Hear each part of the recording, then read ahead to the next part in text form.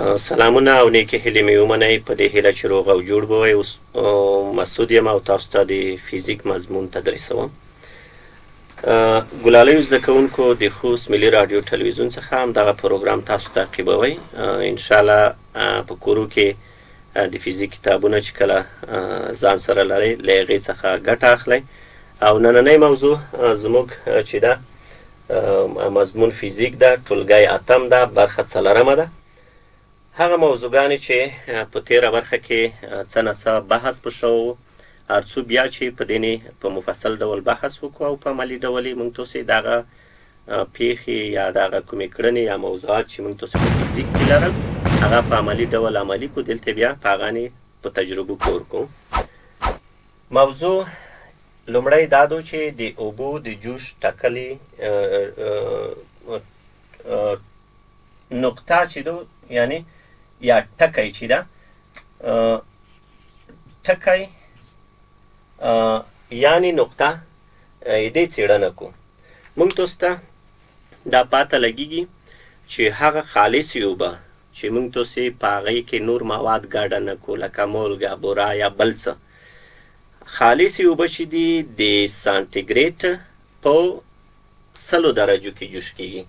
سانتیګریډ په اړه ما مخکې خبرې کړې. سانتیګریډ مو داسې خیاله و چې سانتیګریډ چې ده کوم عالم چې و دغه چې کله په دانې څېړنه کړله د سانتیګریډ 0 درجه یې د اوبو د انجماد نقطه وبلله، یعنې په 0 درجه د سانتیګریډ کې اوبه یخ کیږي. د 0 نه تر 100 پورې دغه ترمامیتر کوم هغه چې وه مسافه چې وه دی بیا په 100 برخو وویشله. هرې برخې ته یې داسې ووې هرې برخې ته چې دا د سانتیګریډ یوه درجه ده، یعنې هره برخه داسې فرض کوي چې د 0 درجې نه تر 100 سانتیګریډو پورې دا درجې داسې مساوي وویشئ دغه فاصله. هرې درجې ته یې سانتیګریډ ویل. دی داسې ووی چې په 0 درجه کې خالصې اوبه چې دي په 0 درجه کې یخ کیږي او د سانتیګریډ په 100 درجو کې اوبه جوش کیږي. دا د امانه چې کله حرارت ویر کو تودوخه ویر کو د تودوخې په اخیستو سره سانتیګریډ چې کله په اوبو کې کیږدو هغې ته وروسته رسو هغه کومه مایع چې کیدو که الکول وي که هغه سیماب وي هغه پورته ځي بالاخره چې څرې 100 درجو ته د سیمابو یا د الکولو هغه ورسېدو هغه برخه یې یعنی 100 درجو ته دلته ورسېدو تاسې به ولته ووینئ چې اوبه په جوش بدلیږي جوش کیږي. په همدا شکل سره بیا فارنهایټ داسې ووي 0 درجه د داسې فرض کړه چې نه په 32 فارنهایټ درجو کې بیا د هغې نوم یا ویر کړو په 32 درجو د فارنهایټو کې اوبه څه کیږي اوبه یخ کیږي. هغې نه وروسته بیا چې کله جوش نقطې ته راغلو بیا دا داسې وي چې په 212 کې یعنی فارنهایټ د درجې په حساب باندې دغه اوبه څه کیږي په جوش بدلیږي. د 32 او د 212 ترمنځ فاصله یې په 180 مساوي برخو وویشله. هرې برخې ته یې بیا د فارنهایټ یوه درجه ویله. دغه سانتیګریډ فارنهایټ موږ تاسې بیا دلته کسو زه د سانتیګریډ الې دلته شته سانتیګریډ به وکیسو. فارنهایټ په هغه حسابه ده. رومر کلوین دا ټول په دې حسابه نه دي. بیا بل عالم روغلو وایو چې نه د 0 درجه کې اوبه څه کیږي منجمد کیږي خو چې خالصې اوبه وي نوره مواد په دا کې ګاډ نه وي. د 80 درجو په هغه کې په حدودو کې اوبه په جوش رسي. دا د اوبو د جوش نقطې دي. 100 سانتیګریډ په حسابه فارنهایټ په حسابه 212 د رومر په حسابه 80 د کلوین په حسابه 303 دغه د 0 او تر دې ځای پورې د 80 پورې دغه هغې مسافه یې په مساوي برخو وویشله. په څومره په 80 مساوي برخو یې وویشله. د هرې برخې ته یې د رومر یوه درجه ویله، یعنی رومر درجه یعنی په دې رقم طبقه بندي شوي دو. هغې نه وروسته ګلالیو زده کوونکو کلوین ته رسو. کلوین ته چې کله روشو کلوین بیا داسې وي چې په 203 کې د اوبو د انجماد نقطه ده، د اوبو د یخ کېدو د کلکېدو نقطه ده، یعنې اوبه چې په یخ بدل شي کلک شي. بیا چې کله حرارت ویر کړو په 373 کالوینه کې اوبه جوش شوې. دا ټول تقسیمات عینا یو تناسب لري. هغه تناسب یې موږ تاسې فرمول ما زده ده چې موږ داسې هغه تېره برخه کې مو دغې شیانو نه دغې د سانتیګریډ د فارنهایټ د رومر د کلوین نه هغه فرمول هغه اساسي رابطه چې وه داسې مې لیکلې وه چې سانتیګریډ پر 15 مساوي ده. فارنهایټ د 22 بوینه منفي کوو ځکه چې ولته دغې ساحې نه هغه پیل شوه دی، صفر نه ده شوه.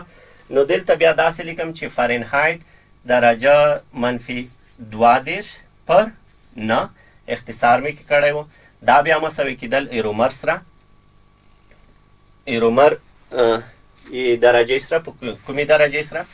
رومر بیا داسې وه چې رومر پر 4 دې ځینه دا بیا کلوین سره رقم مساوي کېدو، یعنې 200 کلوین منفي 273 پر 15. دې فرمول ته چې کله دغه د دغې سانتیګریډ نه د فارنهایټ نه د رومر او د کلوین په منځ کې چې کوم تناسب موږ تاسو تشکیل کړو دغه یوه عمومي فرموله ده. بیا مې مخکې ته اختصار کې کړی و. بله خطي رابطې په اساس میا د سانتیګریډ فارنهایټ هغه فرمول ثبوت کړی و. سانتیګریډ مساوي کېږي 15 پر 9 ضرب اف یعنې فارنهایټ منفي 22 په قوس کې. هغه فرموله شته چې هغې ته وکیسوه موږ داسې یو چې سانتیګریډ درجه مساوي کېږي. دا فرمول موږ ثبوت کړی و 15 پر 9 ضرب فارنهایټ درجه منفي 22. یعنې دغه فرموله موږ تاسې خطي رابطې په اساس ثبوت کړی و. خو دغه رابطه عموم دو. دا کې بیا سړی ډېر نه غلطېږي. تاسې کړی شئ چې کله سانتیګریډ او رومر ترمنځ هغه کوئ قیمتونه په لوس وروړئ، یعنې یو سانتیګریډ مساوي کېږي څومره رومر سره. موږ یې دې رابطې نه بیا کور وخولو. که چیرې سانتیګریډ د دې سره د رومر سره پرتله کوو بیا به سانتیګریډ مساوي کېږي رومر سره پرتله کوو. دې فرمول نه دا وروسته کور کو. او که چیرې د کلوین سره موږ رابطه د سانتیګریډ هغې کوو سانتیګریډ پر 15 به مساوي شي کلوین منفي 273 پر 15. بیا به دې رابطې نه کور وخولو. موږ کولی شو چې دغه د حرارت درجې موږ تاسې د جوش نقطې د اوبو دا په ګوته کو، د یخ نقطې په ګوته کوی شو. هر څو په دې برخه کې چې د کوم شکلونه مو وبسلي دي دې نه استفاده وکئ. دا د نیم صنف او بخی د اوتم صنف د ترموډاینامیک فیزیک موضوعګونې دي. اوس هر څو دې پوره چې موږ د جوش د اوبو د جوش ټکی یعنې نقطه څېړنه دا نه پوهېږو چې موږ کله اوبو ته حرارت ورکوو یا تودوخه ورکوو. د تودوخې په اثر د اوبو مالیکولونه چې کوم دي دا یو اندازه انرژي وخولي، یعنې تودوخیزه انرژي وخولي. د تودوخیزه انرژي د اخیستو په صورت سره د دې مالیکولونه سره وریا کېږي، یعنې د جذب قوه یې کمیږي، یوه بل نه د فرار په حالت کې وي. نو دا تودوخیزه انرژي په دې کې چې کېږي په د کومه تشه یا خلا چې ده په دې کې داخلیږي، بالاخره اوبه په جوش راولي. که چیرې تودوخه نوره هم زیاته کړو بیا دغه اوبه چې د کوم مالیکولونه لري نوره هم د دغې مالیکولونه تیزیږي، سرې کېږي، بالاخره د اوبه په بړاس بدلیږي. نو دغه موضوعات دی په دانې بحث کو. خدای دې وکړي چې پای پرې موږ سره پوه شئ او په دې موضوعګانو نه پوه شئ.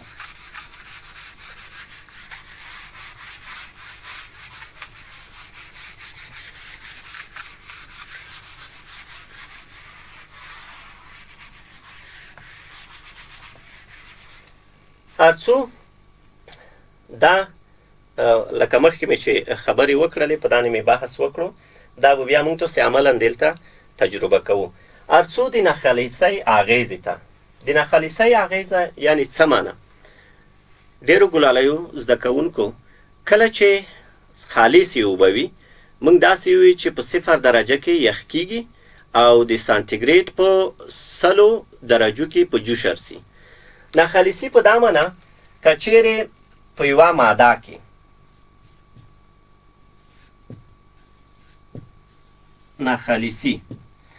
ناخالصي په دې معنه که چیرې په خالصو اوبو کې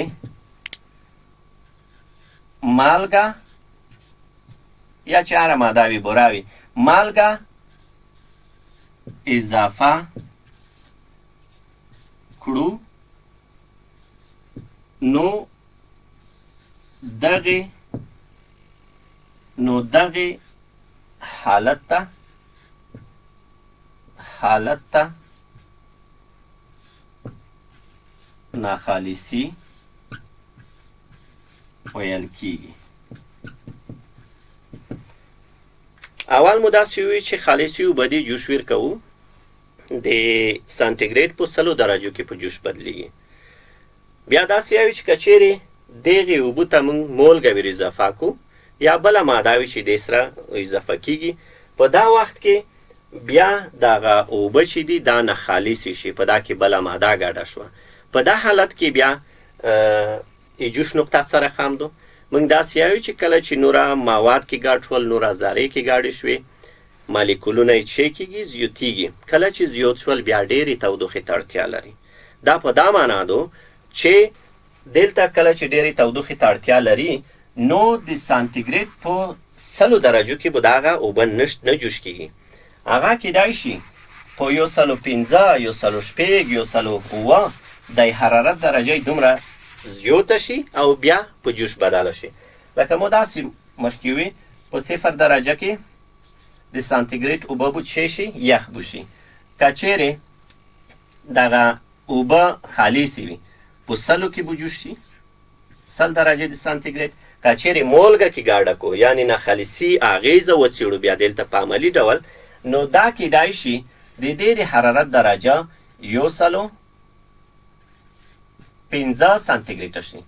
یعنی دلته دا معنی چې کله په اوبو کې مالګه ګاډه شي نو هغې ذرات زیاتېږي او ډېرې تودوخې ته اړتیا لري دغه د حرارت درجه به لوړېږي.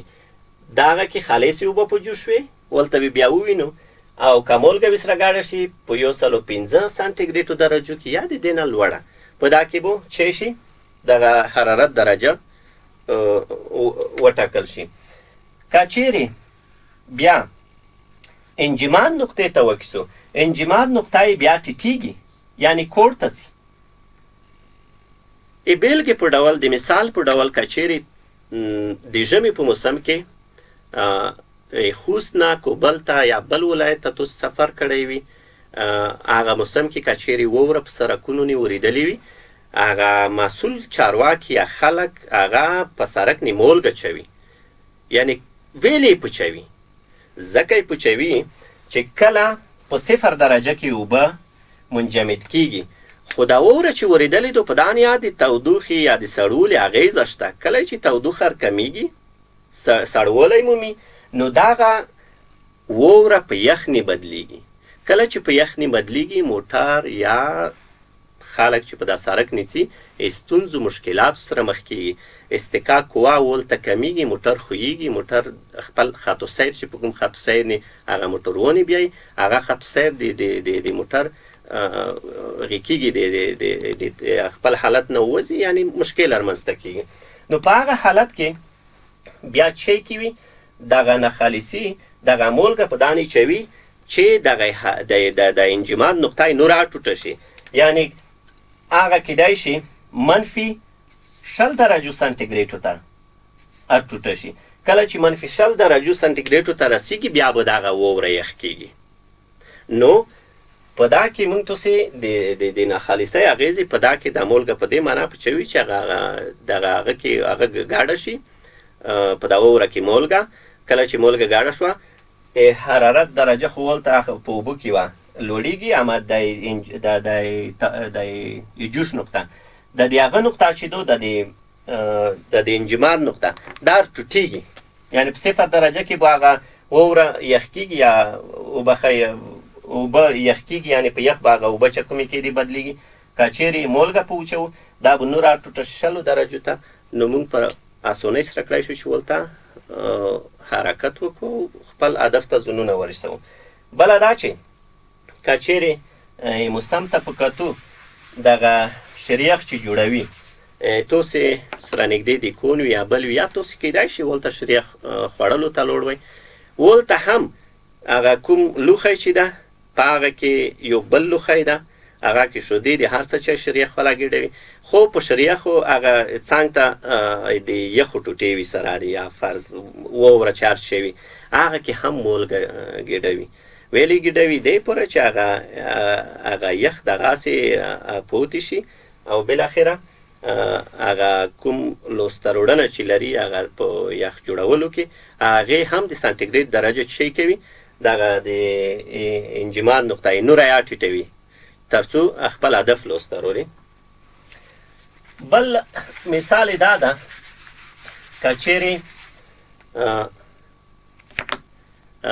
ژمي په موسم کې بعضې موټروانان وبخئ یا هغه موټر جوړونکي دا توصیه کوي چې په دغه موټر په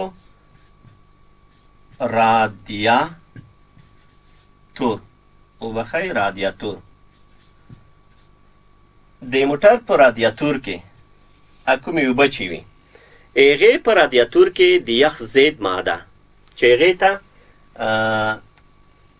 انتی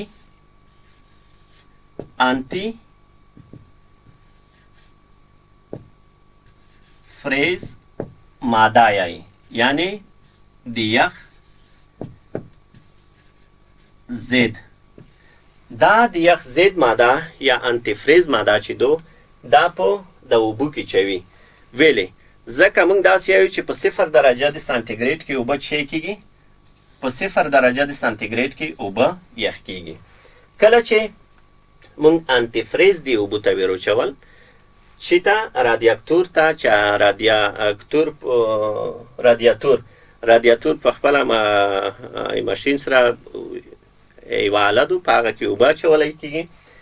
رادیاتور ته چې موږ اوبه وروچولې وبخئ دغه انتی فریز یا د یخ ضد ماده مو وروچوله، په دا صورت کې د دې ناخالصي رامنځته کېږي. دا یوه ښه بیلګه ده، یعنی یوه ښه نمونه ده.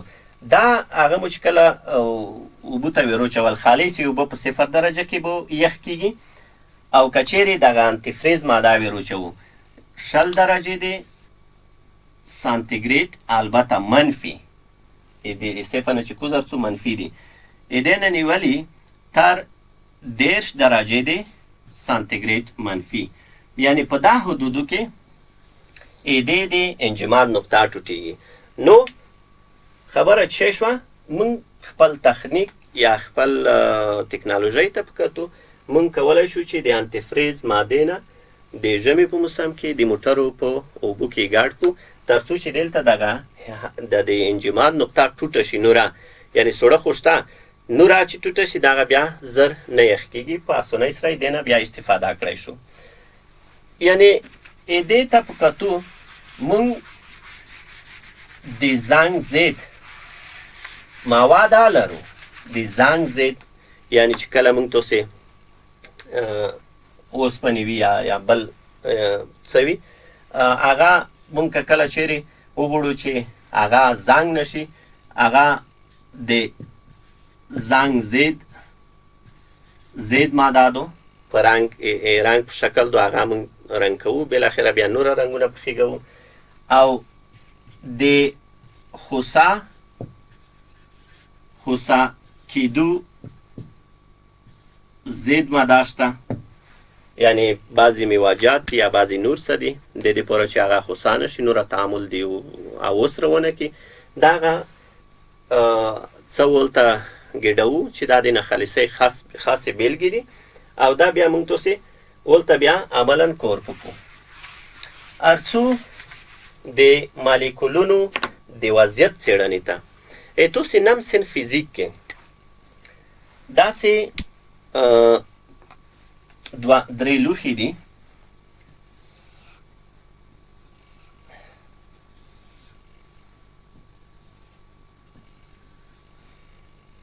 په دا کې یو جامد شای یخه ده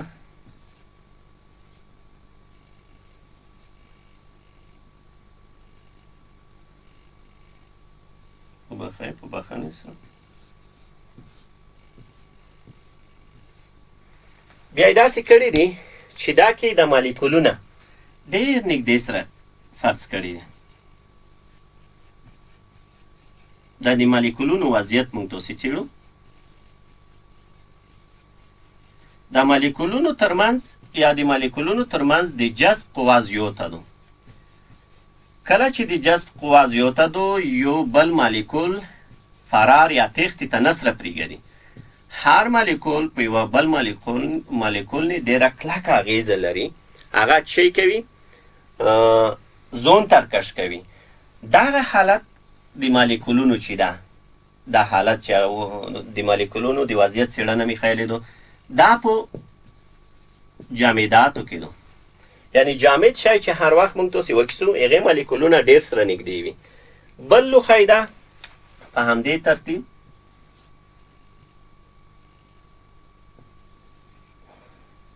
بل لوښی ده په هغه کې بیا مایع چولې ده، اوبه یې چولې دي. کله چې هغه اوبه وکیسو دې ترمنځ مالیکولونو ترمنځ فاصله زیاته ده. دا په دا معنا چې د مالیکولونو فاصله چې کله زیاتیږي، دا وینئ فاصله یې زیاتیږي، دا رقم مواد بیا یې مایع په شکل نه وي. مایع په شکل یې موږ تاسې په لوس روړای شو. او که چیرې بل هغه ته وکیسو، یو بل لوښی په نظر کې ونیسو، هغه نم سین فزیک کې داسې شی لیکلي رسم کړي دي. دغه حالت که چیرې وکیسو بیا داسې وریا مالیکولونه شته. دا رقم مالیکولونه شته. یعنی دغه حالت بیا کوم حالت ته؟ ګاز. دا ګازات یا د ګاز حالتونه دي. او دغه حالتونه بیا څه دي؟ دا مایع حالتونه دي. یعنی موږ داسې وایو چې په جامداتو کې د مالیکولونو ترمنځ قوي اړیکه موجوده ده. کله چې موږ بیا دغه جامد شی په مایع بدلو، نو موږ څه کوو؟ موږ داسې کوو چې دې ته حرارت ویر کوو. کله مو چې حرارت ویر کړو، تودوخه مو ویر کړله، د تودوخې په اخیستو سره د دغې مالیکولونو، یعنی په جامداتو کې مالیکولونه په خپل منځ کې اهتزازي حرکت یا ارتشایي حرکت لري. یعنی خپل منځ کې داسې د خوځښت په حالت کې داسې رپیږي. په دا حالت کې کله چې موږ تودوخه ویر کو، د دغې مالیکولونو سرعت شی کېږي، ډېرېږي. کله چې سرعت زیات شو، بالاخره بیا د جامد حالت نه مایع حالت ته چې ځي، دا د ذوب نقطه ده، یعنی د ولي کېدو نقطه ده. په دا حالت کې مالیکولونه ډېر سره وریا کېږي. او که چیرې کله مایع شوله، بیا دې ته نوره حرارت اویر کو، دې په منځ کې کومه اړیکه چې ده نوره کمیږي. کله مو چې اړیکه نوره اویر کمه کړله، سرعت زیات شو د مالیکولونو په منځ، بیا په بړاس نه بدلیږي. لکه دا مخکې ما ویلي وو چې جامدات معین یا ټاکلی شکل لري، ټاکلی حجم لري. یعنی کله چې په یوه لوښي کې کېږدو، خپل ټاکلی شکل ځان ته اختیاروي، خپل ټاکلی شکل سوتي. او که چیرې مایع وي، مایع مو داسې ویل چې ټاکلی حجم لري خو ټاکلی شکل نه لري. دا هغه ویلې ځکه چې دې مالیکولونه وریا دي. هر لوښي ته چې وچوو، هغې لوښي هغه کوم څومره حجم چې لري، هغې مطابق خپله آزادانه حرکت کړی شي د مالیکولونه. او که چیرې بیا موږ ګاز حالت ته روشو، ګاز کې مو وي چې نه ماین ټکی لري، نه ټاکلی شکل لري، او نه ټاکلی حجم لري. که په یوه بوتل کې موږ د هغو قید کوه، دې مالیکولونه آزادانه حرکت کوي، دغه بوتل کې پاتې کېږي. او که چیرې دا بوتل په دغه اتاق کې خوشی کو، دا ټول ګازات چې په اتاق کې خپرېږي، یعنی هر مالیکول وریا بیا فاصلې سره لري. نو موږ داسې وایو چې ګازات چې دي نه ماین حجم لري او نه ماین شکل لري. هر څو دې پوره چې موږ تاسې په ترمامیترونو نه بحث وکړو. ګلالیو زده کوونکو ترمامیترونه د موادو له مخې چې مواد کې ځای په ځای کېږي. اول به ترمامیتر نه خبرې وکړو. ترمامیتر هغه آله ده چې د حرارت درجه موږ ټاکو. ترمامیتر هغه آله ده چې د حرارت یا د تودوخې درجه په ټاکو. کالوریمیتر بیا شی ده. کالوریمیتر هغه آله ده چې د تودوخې مقدار په ټاکو. هغه بیا وروستۍ مسئلې دي. ترمامیتر هغه آله ده چې د هغې په واسطه موږ کولی شو چې د تودوخې درجه وټاکو. دې جوړښت په کوم ډول سره ده؟ جوړښت یې داسې ده ګلالیو زده کوونکو چې داسې یو ټیوب ده.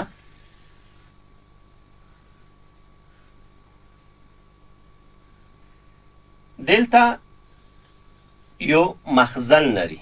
مخزن یعنی ذخیره. دلته یوه ذخیره لري. دا ټیوب چې ده دا دلته باند ده. کله چې باند ده دلته دا کې هغه شته سروای شته. دا مخزن کې په دا مخزن کې یوه مایع ده. دا ګلابي رنګ چې لري دا مخزن کې یوه مایع ده. دا هغه مایع چې ده دا مایع دا سور رنګ چې لري دا مایع د الکولو په نوم یادیږي. الکول یو سیمابي دي یو الکولي دي. دغې ته چې کله موږ تاسې حرارت ویر کړو دغې مخزن ته یعنی حرارت مو ویر کړو. کله چې حرارت ویر کړو د حرارت په اخیستو سره دغې مایع چې د الکول دي دې مایع هغه حجم چې ده انبساط کی. انبساط چې کی دغه حرارت درجه به لوړیږي.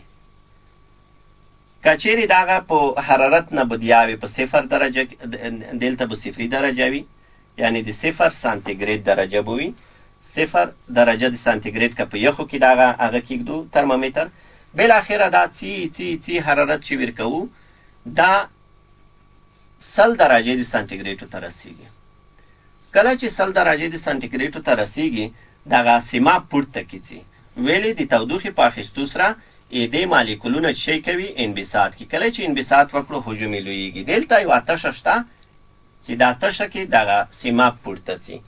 دا سیمابي وبخئ ډېر وبخئ د الکول پورته کیږي. او یو بل ډول ده چې هغه بیا په هغه کې سپین یعنی سپین تویر ته خړ مواد کې دي چې هغه بیا الکولي دي. هغه په دغه رقم ده. دغه رقمي جوړښت ده.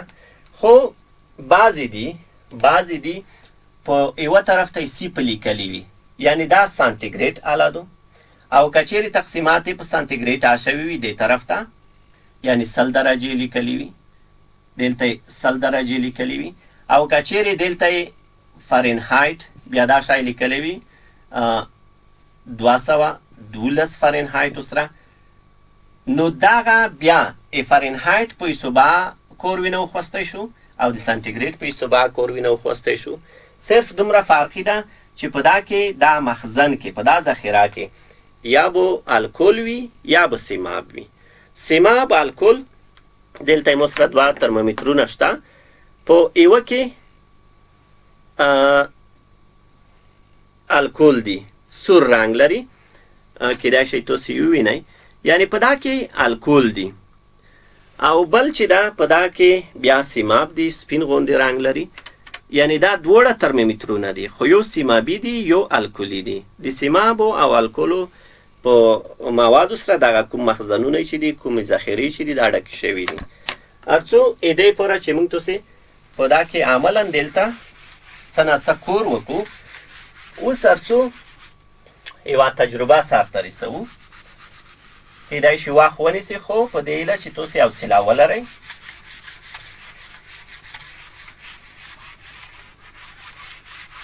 تجربې د سر ته رسولو پوره مونږ تاسې مخکې فکر کوم بحث کړی وي چې تجربې د پوره اول باید شی مشخص کو مضمون یعنی مضمون مو چی ده فیزیک ده او په هغه کې باید موضوع مشخص کو موضوع مو چی دو دلته موضوع مو د اوبو د جوش نقطه یا ټکی نقطه ټاکنه یا څېړنه ده په هغسې وروسته موږ تاسې موضوع ډېر وبخئ د جوش د تودوخه ده په موضوع کې مو چی ده تودوخه یعنی تودوخه مو موضوع ده چې په دا کې بیا هدف مشخص کیږي په دې کې د اوبو په هدف کې یا موخه کې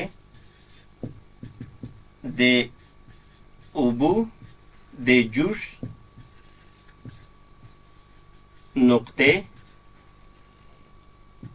نقطه څېړنه دا مو هدف ده د دې دپاره د اړتیا وړ سامان دا چې دا کې چی دي ګیره او پایه دو دلته بیا زه تاسو ته وښیم ګیره او پایه هغې نه وروسته ګیره او پایه سې بیا ترمامیتر سې د تودوخې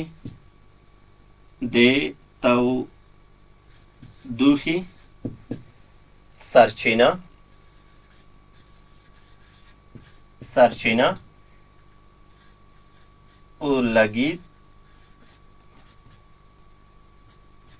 اورلګید سې وروسته پایروکس بیکر نه سوځېدونکي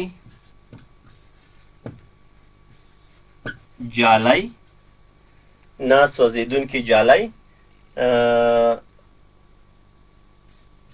اوبه د اړتیا په اندازه هغې نه وروسته کله چې اړتیا سامان مو په ګوته کړلو دې نه وروسته بیا چې بله تجربه نه خلیصۍ تجربه یایو هغه هم په همدې شکل سره موږ تاسې ترتیب ورکولی شوي تجربې اصول همداسې دي خو اوس هر څو دغه موضوع لږه اوږده شوه یوه دمه وخوړو هغې نه وروسته موږ په بله هغه کې ویډیو کې همدغه تجربه ترسره کړو